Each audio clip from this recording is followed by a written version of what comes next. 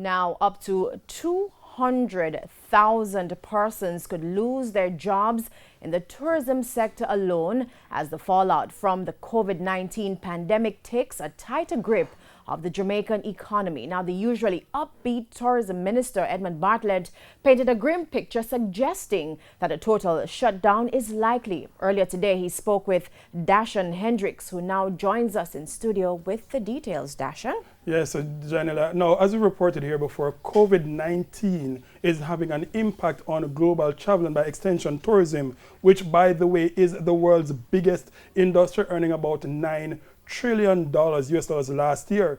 The fact is, people are not flying and nations are shutting down their borders.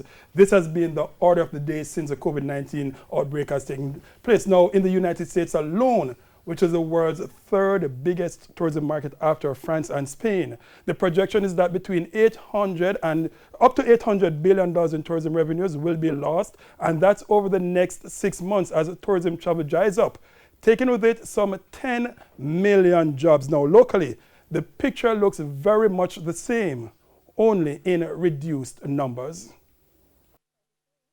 We are likely to see up to 150,000 jobs lost directly and indirectly.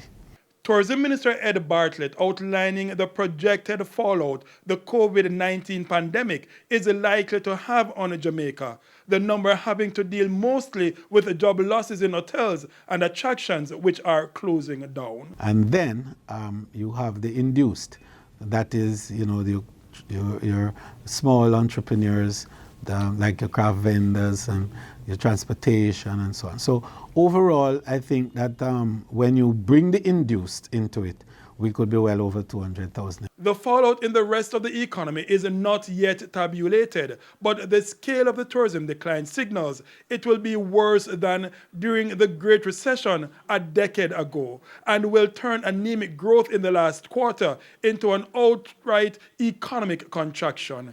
Mr. Bartlett said for tourism, discussions are already ongoing with the Finance Ministry and the Jamaica Hotel and Tourist Association, JHTA, to determine what can be done to minimize the impact, adding that the workers to be affected won't be left to languish. I have been in touch with all the owners.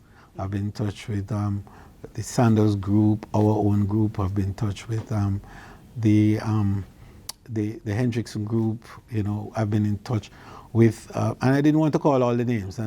This morning I had the Spanish ambassador in, and I spoke also with the head of the Invatel, which is the umbrella group for the Spanish investment in the country. I've also spoken to tour operators and our large partners.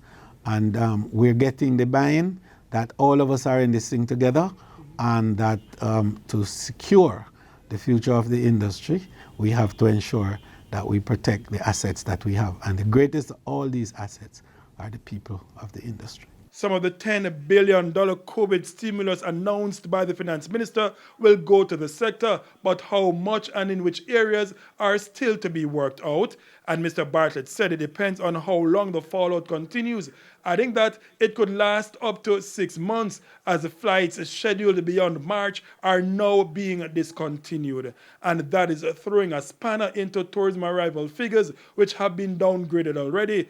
The original forecast was for 4.6 million visitors this year. Last month, it was revised downwards to 4.3 million. Those revised information I gave reflected a moderate position.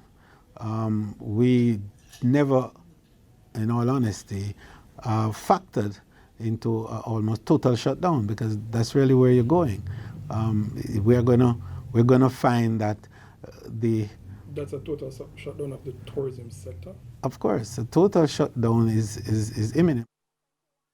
Now, Janela, one of the questions that has been constantly asked is whether or not Jamaica should shut its airport. But Mr. Bartlett said, given the fallout the sector is seeing, it doesn't matter now, because if there is no source market for tourists to come from, no visitor can come into Jamaica. I'm going to ask you to put on your other hat as business editor. I mean, you're hearing the losses that are likely in the tourism sector, and we've been hearing persons speaking about a recession.